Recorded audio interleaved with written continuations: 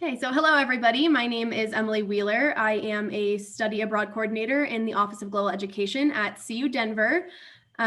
This webinar is about studying abroad in a Spanish-speaking location, and I actually spent a semester studying abroad in Costa Rica. My co-host today is Brent Hunter, and I will allow him to introduce himself. Hi, everyone. I'm Brent Hunter. I'm the director for Arcos Learning Abroad, and I run the operations for Arcos here in the U.S. and help students match up with their preferred program, help you guys sort out your classes. A little later on, I'll talk more about my background, but just kind of wanted to start off talking more in general terms about Arcos and kind of what we're about. The webinar today, we're going to focus on studying abroad in Spanish-speaking countries, and that's what we focus on. That's where we come into play. For one of the provider options for students at CU Denver.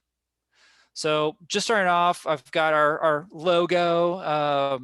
As you can tell, Arcos is arches in Spanish. And so kind of where we see ourselves is we're this arch, in a sense, where it's this transformative experience that you're about to embark on. And so we're there to help you walk through the arch, experience study abroad in a unique and different way, and also support you, kind of like an arch supports bridges. We're the supporting structure for you as well. In the background, this is Granada, Spain, by the way. So for today's agenda, we kind of did a little about us already, but I wanted to talk about our locations and when you can go abroad.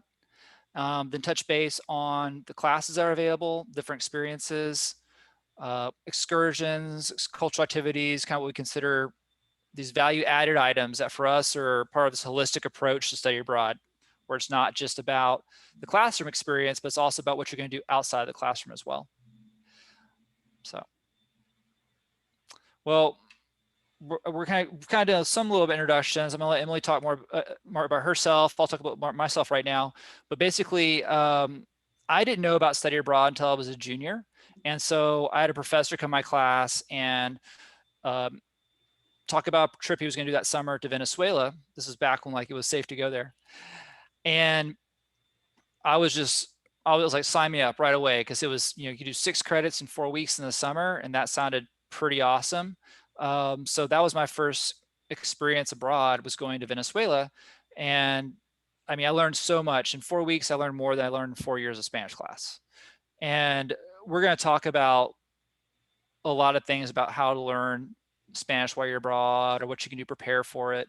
But you have to understand there's gonna be highs and lows. And I remember my experience. I'd had Spanish in the classroom, but what was challenging for me was coming into my homestay after school and my host parents talking to me, and I having to listen to conversational Spanish and be able to reply. So we'll talk about that. But that was when I really started to see the transformation for learning a language and how quickly you can learn it when you're in the country. And then later, that inspired me to, first of all, change my major to become a double major with Spanish. I was biology major, Spanish minor. And I was so inspired by study abroad that I decided to become a Spanish major as well and take more classes. And then later in graduate school, I decided to do an MBA in international business, so I could even learn more about how to interact with different cultures. And I went and took MBA classes in Costa Rica because I wanted to go abroad again.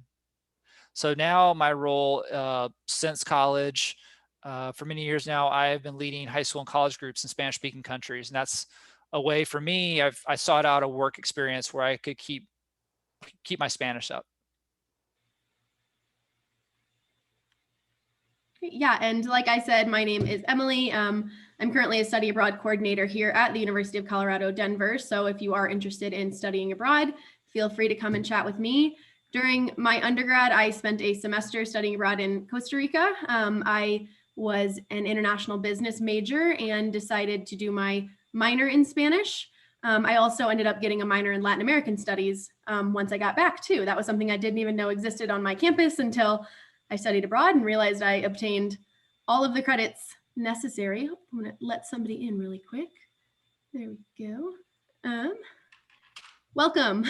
We're just giving introductions. So yeah, I spent a semester in Costa Rica, and Ultimately, that is why I am here today as a study abroad coordinator at CU Denver. My study abroad experience completely shifted my life. I didn't really know what I wanted to do. I mean, I was majoring in business, but my experience abroad, learning Spanish, the people I met, I really just realized I wanted to help students have a similar experience that I did.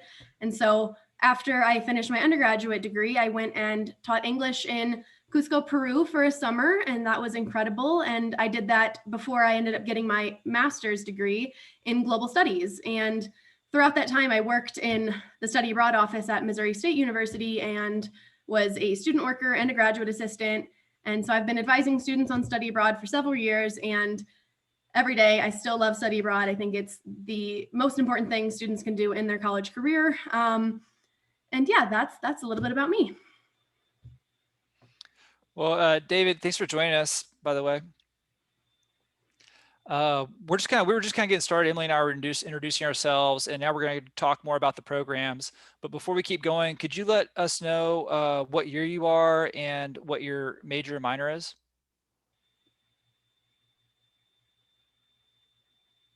You're on mute. Got Okay. it. So my name is David Levine. I am a junior at CU Denver in School of Public Affairs, and I am building a minor in ethnic studies. Okay, great, perfect. And when do you anticipate? What's your anticipated graduation date? It's actually summer of 22. Okay, good, perfect. Well, we'll get in that a little bit because, you know, right now there's uncertainties obviously with study abroad this year, and being a junior, you know, you're going to have to kind of be looking for that window of when it's good to go, and make sure it doesn't interfere with any like last hours you have to do on campus. So that might be something we'll have to get Emily to, you might talk about that later, Emily. For sure. And by the way, any point, if, David, if you want to jump in with questions, or, you know, this is kind of a flexible presentation, if you will. Okay. I'm kind of going macro to micro right now, just kind of introducing what we do, what we have to provide for CU Denver students. And, you know, as you have questions, we'll just kind of address them. Okay, so Well, in general, these are the locations that we have programs in. So for us, Arcos, we focus on Spanish-speaking places, and we chose a portfolio that you know, represents the Spanish-speaking world in some general terms. So we have a program in Spain, Granada, Spain. We wanted to have a program in Spain where Spanish comes from, and we chose Granada because it's a very diverse place. You see all these cultures that touch Spain over the centuries. It's surrounded by a Roman wall. The Romans were there, the Phoenicians were there, even cultures prior to them were there. In the later years, you had a very prominent Jewish culture in society, and they're the ones who actually brought in the Moors for protection against, there were different tribes and communities at that time. And so you see these transitions over time. You see them in Granada, in the architecture, in the people, in the language. So it's really a fascinating place. And of course, then later in 1492, you had the Catholic kings, Isabel and Ferdinand, and then that just changed everything because Christopher Columbus came to Granada to get permission to go to the New World. So you just imagine the city's just been always at the cutting edge of all these time periods and moments in history. So that's a fascinating place for study abroad. Then Oaxaca, Mexico, we chose because it was one of the first colonial cities after the Spanish conquest. And what's fascinating about Oaxaca was that it was also had a very thriving civilization happening at the same time the Spaniards got there, which were the Zapotecs.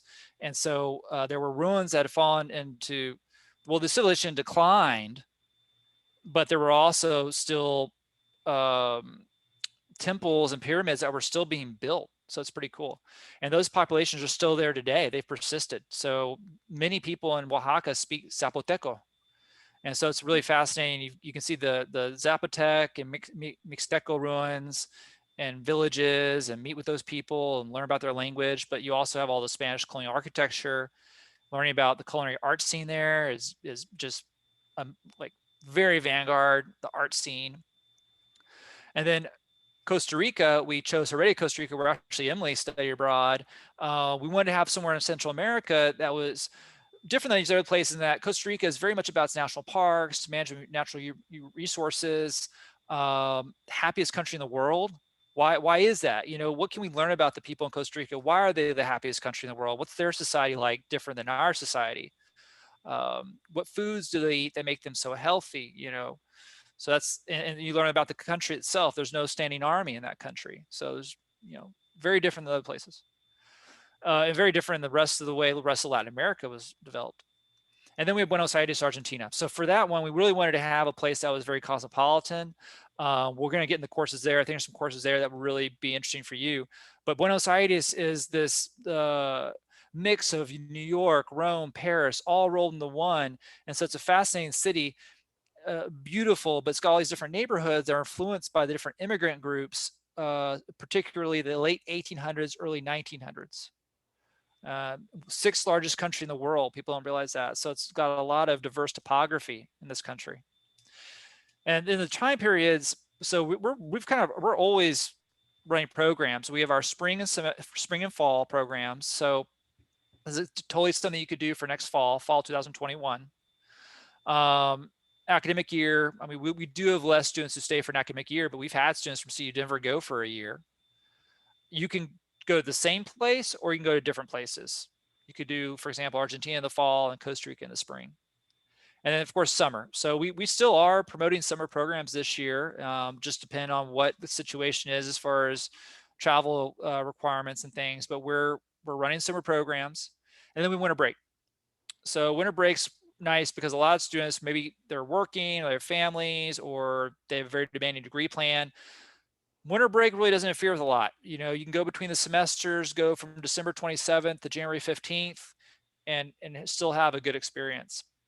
And then of course, now we've got online options. And I think those are great because even in between study abroad, I think a lot of our students are always looking for opportunities to keep engaging with Spanish, keep their Spanish skills up. And online courses are great for that. So for us, these are the program types that we have. So we obviously have Spanish language classes. You can do those any term. But then we have electives in English or Spanish. So like for your major and minor, I was kind of thinking Argentina actually, because there's a lot of great classes in English and Spanish that deal with ethics, for example. And so depending on what your language level is when you go abroad, you can kind of mix and match your course schedule. They even have a directed research course where you pair up with a professor. So if your interest is maybe some aspect of ethics in Latin America, you can pair up with a local faculty member. They're going to help you, guide you through writing a thesis paper, and you'll earn a directed research credit on your transcript, but you'll also get a certificate in Latin American studies, and you'll have this deliverable you've created at the end, you know. So, you know, I think because a lot of what we're trying to do is prepare students for career readiness, get you prepared for what's going to happen after the university experience. After you finish this degree, what are some things you can do with it? They're better prepare you for what's next. So some other items here, maybe not interest you so much, but other students would be healthcare and medical Spanish. We're seeing more people interested in the health sciences. And I think it's really important for those people to have experiences abroad. I have a friend here in Austin, it was EMT, and they had him go with us to Oaxaca, Mexico for a 4-week session in the summer because they wanted some guys in the ambulances who could do intake forms, who had some level of Spanish. And so they paid him more per hour when he got back. Bilingual education, of course, preparing people for the teaching in the classroom. That's important, I think. The certificate programs, like this one I told you. Animal studies, internships are I think important and more are getting more popular. But you could go for this summer, or you could go for a semester, and part of your selection could be an internship for credit. Mm-hmm. And then of course, online learning. About the classes, I'm going to go to that next. I want to ask you kind of what are you thinking about classes you're looking to do abroad, perhaps? Well, for me, I need to do, I need 2 semesters of foreign language. So the intent is really to go to learn Spanish. Perfect. I have zero Spanish skills.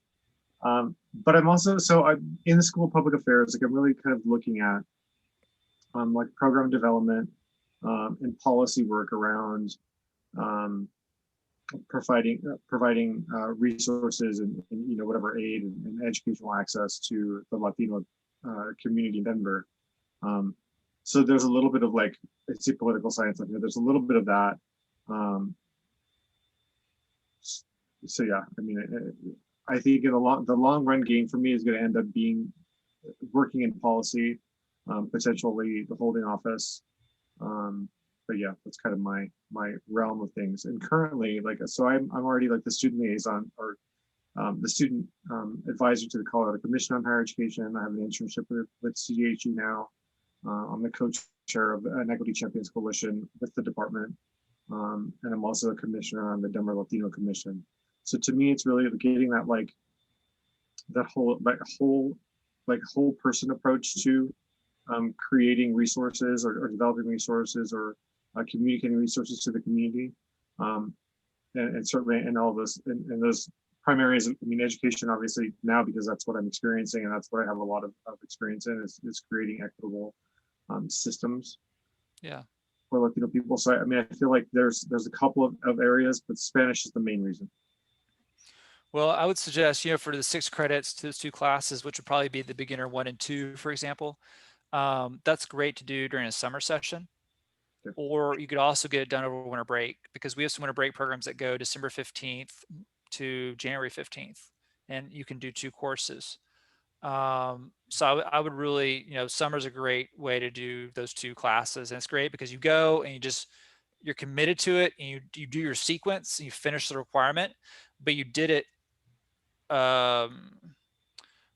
you know, in country, and so it's just going to be more impactful. And then what I'm thinking when I'm hearing you is I think it would be interesting to well, certainly Latin America, obviously for you, but Oaxaca, Costa Rica, Argentina, really all 3 would be interesting, because while you're taking your Spanish classes, I think it'd be great to engage you with some of the faculty members at the university and get to go visit some of the schools. We did a program in Oaxaca 2 summers ago for an education professor at Missouri State University, where Emily used to be. And we spent time going to some public schools, some private schools, and we even went to a Montessori school and got to learn about those different populations and, you know, kind of how the education system works in Mexico, because that was interesting to kind of know better. People who are coming from Mexico to the United States, like, how do they see the education system? Because their point of reference is what they know from back home. Right. And you kind of got to know where they're coming from, because it's different, you know. And you could do that in Costa Rica too, but that can be a complement to your studies, because classes are going to be in the mornings. Classes are going to be in the mornings from about 9 to 1 in Mexico. And Costa Rica, they're going to be from 8:30 or 9 to 12, let's say. So then you go home for lunch, so you have breakfast with your homestay, and you've got to speak Spanish. I mean, you know, there's some awkward moments, but it's just like everyone's open to this experience, right? And so they want you to learn, and they have fun with it too. Like, yeah, they're teaching you the name of the fruit, like, what, you know, what is this? And like plátano, you know, or manzana, you know, but you're putting to use your Spanish in a fun way. And then of course you're learning about the food, which is awesome. But you have breakfast in the morning, then you go to class. It's always walking distance in our situation. You're walking distance to class. You're doing your class in the morning. You have some time to talk to your professors if you want, and then go home for lunch. Lunch in both places being really the main meal. And then the afternoons, we usually have some things planned to keep your learning going outside the classroom, maybe going for a city tour to one of the museums, or going to a cooking class of some sort. But you're also gonna have moments of free time, and that'd be really cool for you, I think, to pursue some of those interests you have, which would be really, really practical in Latin America.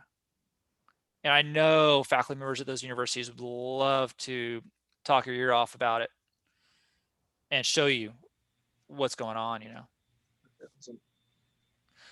So I'm going to move through here and keep that in mind kind of. So I was talking about areas of study. I'm going to share our website in a little bit where we can find this, but what the areas of study is For you, it's pretty straightforward. You're under Spanish. You know what I mean? You're going to go for beginner 1 and 2 Spanish and transfer that back. But we do have situations where students are looking for maybe business and economics. And so this is meant a way to guide them when they're not sure what country to go to. You know, the thing that I noticed about Costa Rica, which I mean, I think there were a few things that I found really sort of interesting, the way the government set up, like, you know, not having an army, and Yep. you know, how do they sort of mediate things? I think that would be really, really very interesting. So, I mean, if there's any opportunity to do anything that's like within the government system, or having access to that, or kind of being able to sort of analyze the policies, just of the society, and how they kind of, you know, sort of keep the peace, if you will, and get resources to their communities, I think that would be incredibly helpful. Emily, did you end up going to one of the school volunteers when you were there? I went and taught English to kids, but not much more than that. Okay. Yeah, I think one thing that's nice about the university we're at in Heredia, Costa Rica, it's in the Central Valley of Costa Rica. It's one of the first settlements, but they converted the old train line to commuter rail. You're seeing that, we're seeing that in the States too, right? But they converted this old train line to commuter rail, and it's behind the university, and you can be in San Jose in 20 minutes. And San Jose would be the great place for us to help you get these contacts, to get people, you know, people are involved in the education system in Costa Rica. It'd be really accessible for you to go meet with those folks. And the Latin University of Costa Rica, who we're partnered with, they have another branch in an area called San Pedro, and that's where some other major universities are. And by being a student at the Latin University in Heredia would also give you connections to the university branch in San Jose. And so I think within their own system, they'd be able to help you arrange some of those meetings and meet with folks who are making decisions in the education system. Because Costa Rica, so much of the money that would go to military spending goes towards social services. And I don't even understand all the aspects of their education system, but some aspects, for example, or they have these nutrition centers where by each elementary school, there's a nutrition center where students can come and have breakfast and lunch. Students who are coming from low income levels, right? And they also are given some after school programs. And so I think visiting some of those nutrition centers would be interesting. And then also sitting on the different schools, because and you'll see it more in the rural communities outside of Heredia, but they'll have these small elementary schools and everyone kind of buses into the high school. It's usually how it works. And they all were, it's all uniform. I think that's interesting as well. All the schools are uniform. But I definitely think for you to take classes in the morning and the afternoons, go meet people involved with education in Costa Rica. Ministry of Education is only probably 30 minutes away. We can help you arrange some meetings there. And like I said, go even visit some of the schools. Okay. In fact, some of the host moms are teachers. So it'd be cool for you to live with a host family who are educators. Yeah. Cool. Talking about some of these other things that are included, kind of springboards onto that. So as a program, it's not just the classes that we're including. We also include some excursions, because we do want to get you out in the different parts of the country, engaging and seeing different things. Because I think it's important to, like if you're in Costa Rica, leave Heredia and kind of leave the city and travel through the countryside and see these other communities. And then of course, we'll go spend the weekend national park on the coast or up in the mountains. But it's part of the experience too, is just learning about the country itself. And of course, the cultural activities we talked about, those are a different way to engage with Spanish. So it's not just classroom Spanish, but you're having to listen to Spanish where you're learning to make a recipe. Right. Just simple things like that, Yeah. And then of course, the volunteer opportunities. I mean, for you, I wouldn't say we'd have you go do volunteer opportunities, but I would say more visiting some different schools and seeing some different types of education models. Okay. One of our directors, she actually co-founded a school in Heredia, which is more, I'd say, Montessori inspired. But that's kind of, there's a movement happening in Costa Rica where people are starting to families are interested in that kind of alternative education. It'd be cool to learn about that. So I'm going to share some core elements of Arcos, and it kind of goes back into studying abroad in a Spanish-speaking country, how it's designed to help you build confidence, especially when you're out just learning the language. And it's more than just language competency. It's also about learning culture. For me, cultural fluency is important. You're learning about how to relate with people in this other country, which, you know, for Latino populations and communities in Denver, it's going to allow you to relate with those people and understand their background much better. Well, first of all, academic excellence. We want your academic experience to be very, you know, top notch. We want you to feel comfortable in the classroom, and that you're actually progressing with your skills. It's very interactive. I'd say class sizes are like 3 to 5 students to a teacher. And so even at the beginner level, you're really getting a lot of help and engagement. You're not just being talked to, like you're giving the opportunity to work through and try out the new words and try out the sentences. Okay. Affordable programming, we're known for having very, you know, we really work hard on our programs to be affordable. As a CU Denver student, we have an affiliation with CU Denver, so you'll get $100 off all the programs, any program you choose. So that's, you know, something that helps out. But in general, we keep our programs very affordable. You can also use financial aid on these programs, and that's something Emily and her office would help with. If that's the case, basically, you pay the deposit for the program, but you don't pay us until the aid's been released to you. Okay.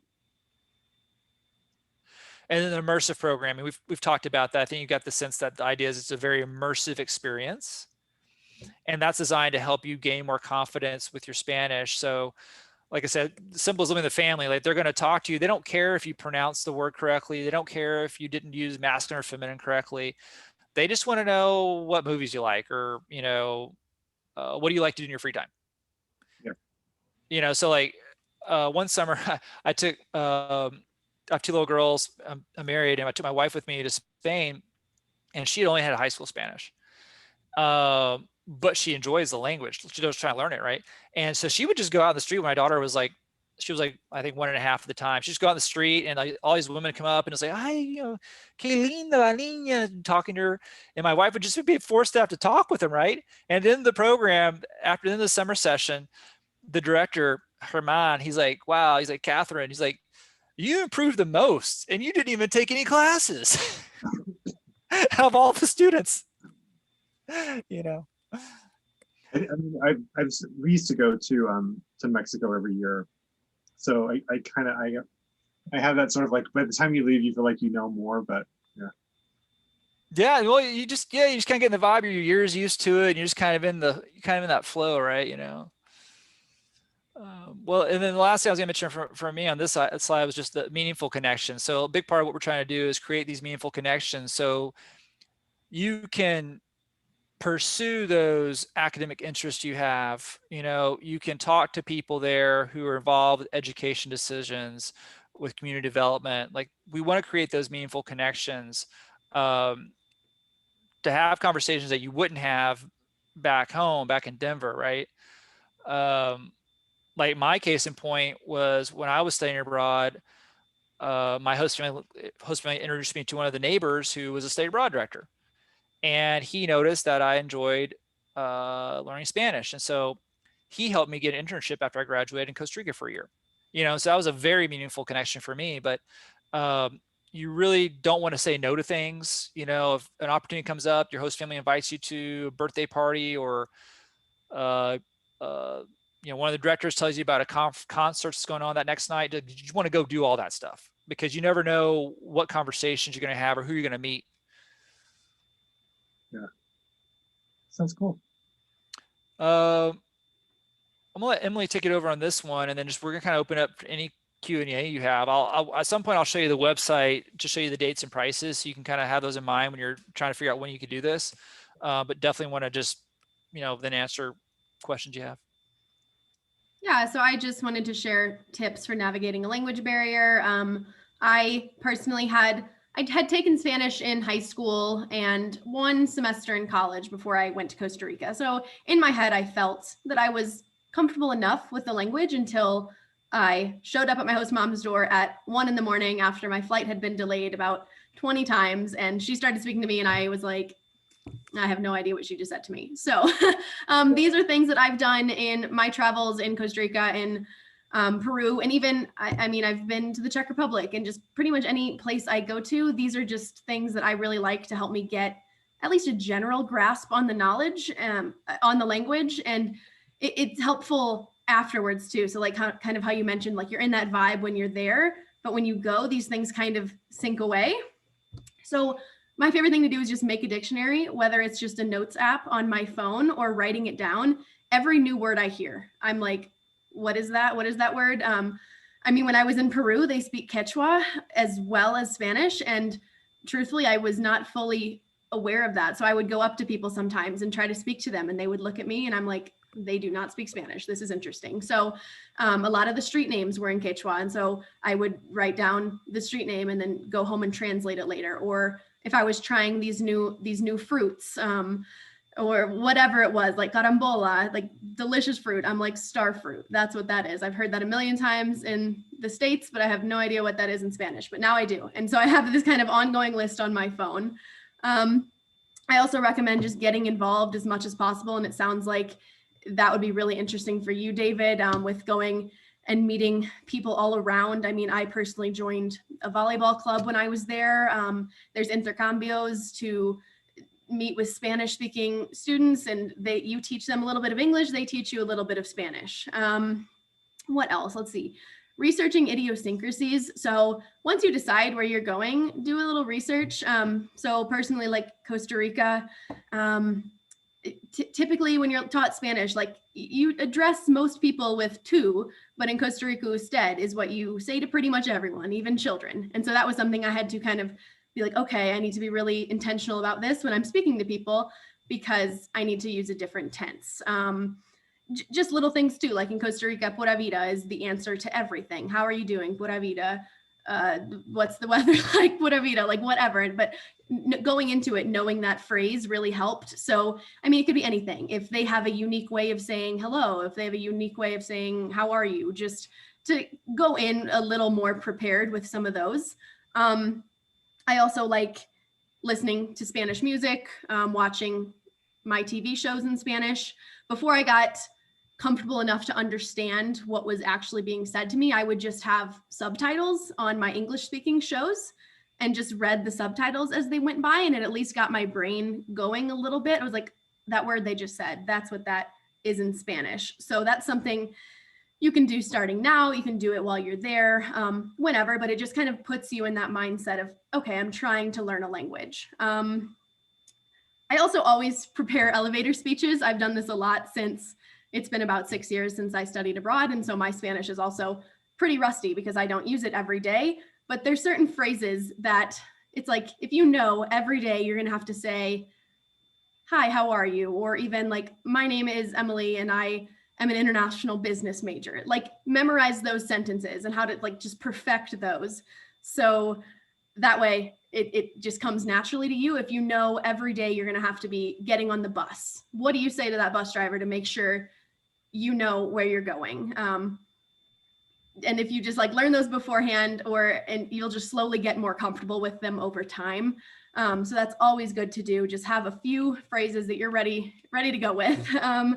And then lastly, like we've kind of just said this, like make mistakes, say yes to everything, even if you don't want to do it. I don't think there was a single time when I was in Costa Rica that I said no to something. I was like, yes, let's do it. Going to the beach, going to volunteer at this school, going to this park with this group of friends, like yes to everything. Make mistakes. The worst thing that's going to happen is if you try to speak the language and the person's just going to look at you if they don't know what you said. That's it. It's like, okay, they don't understand me. That's it. That's all that's going to happen. And I mean, if you have to use Spanglish, you know, just try to make it as comfortable for yourself as possible. I mean, making mistakes can be a little nerve-wracking, obviously, but the more you use it, the more comfortable you're going to be with the language ultimately. So that is, in a synopsis, those are my tips and tricks for just kind of learning a language and then kind of keeping up with it. And just anytime I am planning to go anywhere where I know I'm going to hear a different language, I kind of keep all of these in the back of my mind.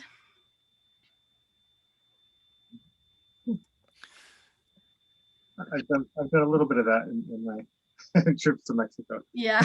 Yeah, I was going to ask you if you used any of those, or I don't know, taking a dictionary with you or written down words or anything like that?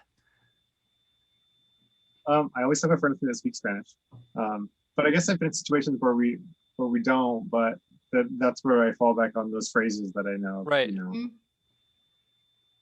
it seems silly, but it's like things like, you know, how much is this, and Yeah. you know, where is certain things. So, but yeah. Where in Mexico, where would you go? Oh, we would go to Puerto Vallarta. We used to go every year when I lived in New York. So it was, gosh, I think we went for about 8 or 9 years in a row. Awesome. Yeah, it was Yeah, I've good been in time. that area one time. It was cool. Different. Well, this is where I was going to kind of just show you the website and where you can find the dates and prices, so you can kind of have an idea of, like, you know, if it's something you might want to pursue further, or look into further, you kind of know what you'd be looking at as far as you know, dates mostly. And just to kind of keep in mind, if you have some other questions afterwards while I'm showing you that, the questions I've typically had people ask are about advising. That'd really be more with Emily, honestly.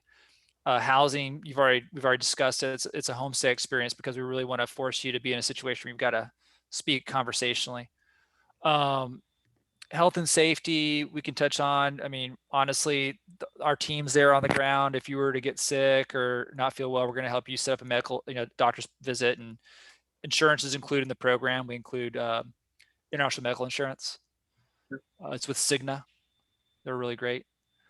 And the credit transfer, that's going to be, your classes are going to pre-approve them beforehand. And it's super easy for you, because if it's beginner 1 and 2, I mean, it's really easy cheesy. It's like you take beginner 1 and 2 in Spanish, boom, it comes back, you know. But it's usually about, I'd get, you know, 4 to 6 weeks tops usually to get your transcript afterwards. You know, so if you were to go this summer, we would have the transcripts to CU Denver by August. Or if you were to go during winter break, it'd be in February. So, you know, there's a little bit of time lapse there, but we're pretty quick on that. On-site support, we've talked about quite a bit. We might talk about that more. And then the application process, we can hit on that. I'm going to switch to a different screen here. Let me know that work for y'all? Yep. Okay, so this is our main website, and I think we've talked about the destinations quite a bit. Really, the main place I want to guide you to is dates and prices. So there's a few ways to maneuver that. One, there's just a main landing page, and I'll show that to you, but you can also go through the countries. So like if you're pretty thinking, wow, Costa Rica sounds like it'd be very interesting to me, which I think it would, you can just go straight there, and you can maneuver by term. Versus you can also get to from here. Again, it's kind of the same deal. You get it to by term. So we're going to go to summer. So right now, these are for summer 2021, but we use the same, pretty much the same session dates each year. So they would be the same for 2022 as well. But the way it works there is we have these 3-week blocks. They're pretty cool. The way I like this, the way this setup is that you would need to stay for 2 sessions. And what's cool, so you'd be in this section here, and you get a discount for staying longer. So the longer you stay, the more heavily discounted the experience is. We really want to incentivize you to stay longer. But what's happening here is, like if you did these 2 sessions, the first session, you're just going to do your beginner 1. And I like that, because you just focus on that. And when that finishes, then your next session, you do beginner 2. And the way it works in Costa Rica is we do all of our excursions the first session, and most of the cultural activities. So the second session, not only is your language going to be a little bit better, you're also going to know your way around better. That's going to be the better session for you to go explore these other interests you have, because we would have gotten to know you better. You would have gotten to talk. Could have gotten you to go talk to different people at the campus, people working in the education department or policy department, you know, and then we can really kind of think of really cool things to do the second session. Okay. So that's the summer. So these are the dates that you're gonna be looking at, dates and prices, just kind of an idea there. So this is always the day we want you to arrive. This is the day you would depart. Of course, if you want to go do some traveling on your own, by all means, but that's the program dates. Okay. And then for winter break, that would be another opportunity to do your classes. Costa Rica, see, when do y'all usually start classes back? It's like, when do classes start this semester at CU Denver?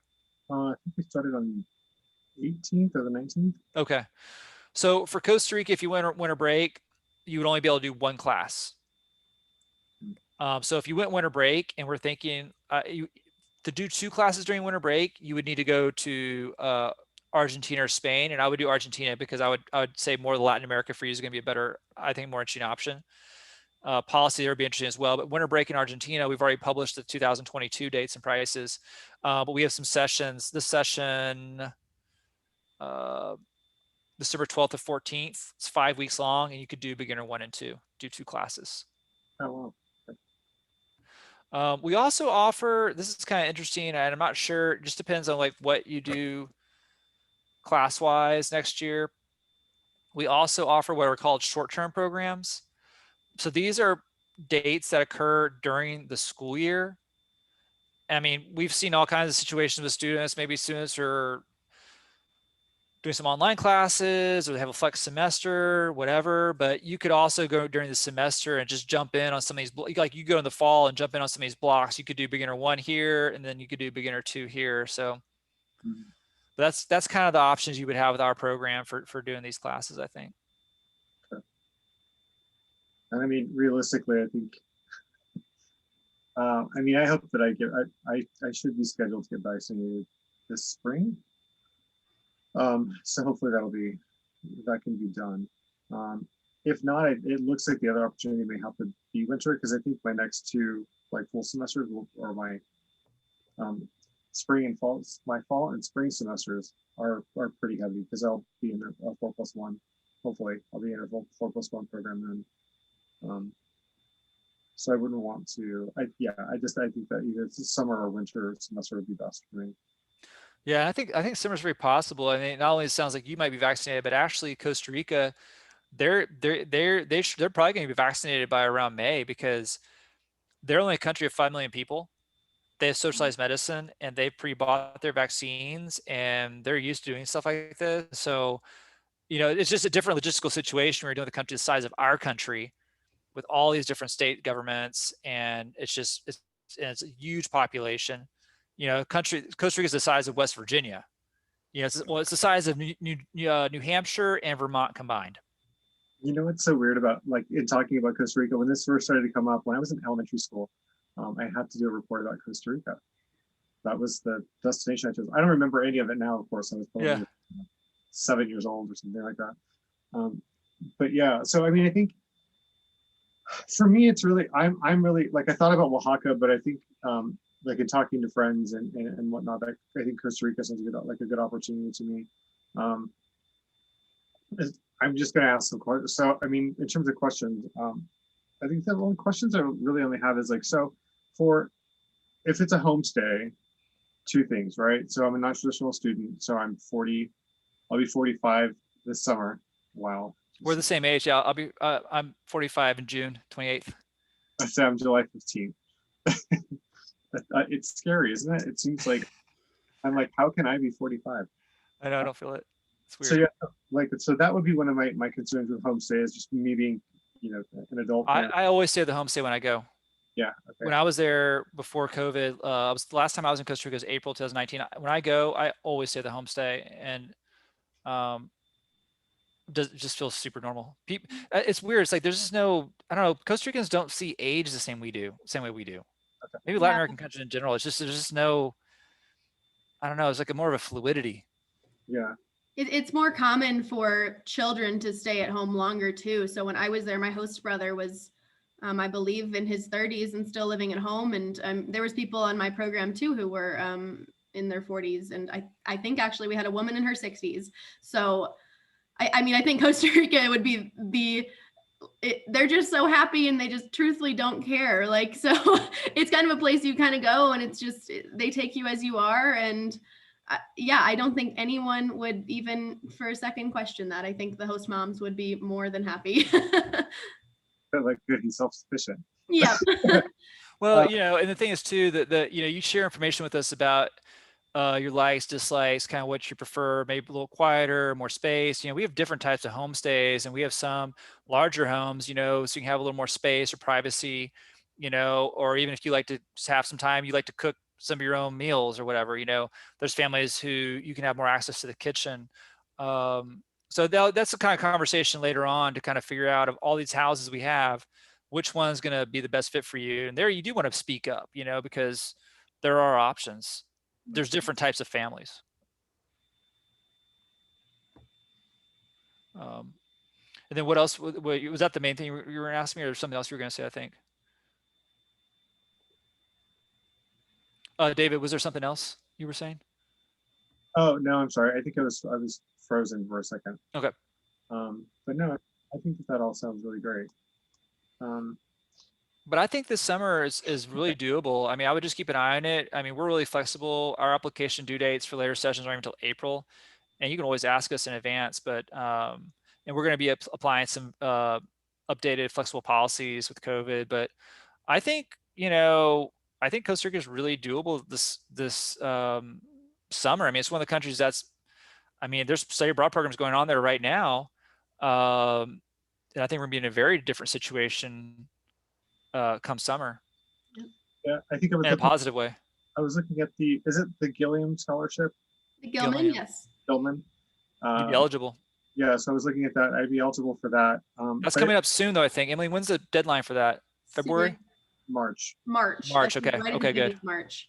Yeah, it just opened this week. So yeah, so I would need to. So I'll partner with CU on all of that kind of stuff. But they asked for like the recommendation, or the whatever the safety rating is, or whatever it is called. And I think Costa Rica comes up as like a 2-3, and then it comes up as a 4 right now. So I mean, I don't know how that affects that funding. Obviously, that's a question for them. But yeah. Okay. Yeah, I know Gilman has kind of adjusted their policies. I know they're pretty no-go on 4s, but I think, yeah, with the and I think it's as long as the travel warning goes down prior to departure, you're guaranteed the funding for the term you applied for. So yeah, definitely apply. You can make an appointment with one of our, me or one of my colleagues. When you go to make an appointment on our website, there's a button that just says make an appointment. You can select scholarships if you just would like to talk to somebody about your Gilman. Okay. And yeah, at some point, when you select a program, Gilman, they'll ask for a letter of acceptance from us, which lists like where you're going to study, the dates and credits and things like that. So we auto generate those. And then a lot of times you'll need like the director's information, and we'll give that to you as well, because you'll have to have the contact information of the main person in the country. It's all easy stuff, but Emily does a lot of it, then the program will have to do some of it as well. And then if you don't mind, I just put a simple little Google form. If you could just leave your name and email later, and I'll just send you a personal email when we wrap up here, and happy to be a resource or share more information if I can. All right, awesome. Sounds great. Yeah, well, yeah, thanks for joining. It was good meeting you. Yes, We're fire dragons because we're 76. Just so that's a good year. Yeah, it was. All right. Well, thank you for everything. I appreciate it. Yeah, you're welcome. We'll see you later. Emily, thanks for hosting this. Really appreciate you putting this together. No problem. Yeah, just let us know. Reach out to us. You can start your application online with CU Denver now if you want to. So. Okay. Yeah. Great. That's something I'll All right, Thanks, everyone. y'all have a good evening. Bye.